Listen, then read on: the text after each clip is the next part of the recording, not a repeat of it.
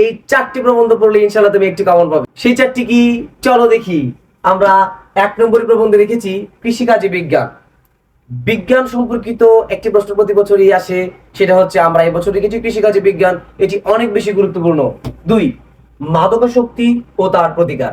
এই জায়গায় আসলে সব সময়ই আমি তোমাদেরকে বলি মাদকাসক্তি বানানটির দিকে খেয়াল রাখতে, তাই আমি এখানে কেটে দেখাবো তোমাদেরকে।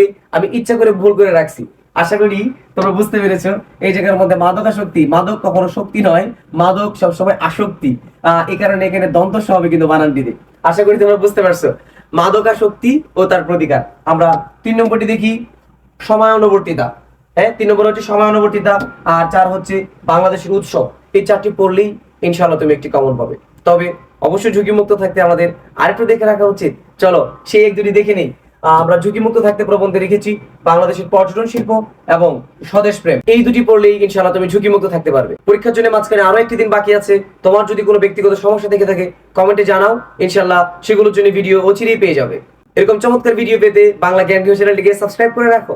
আসসালামু আলাইকুম।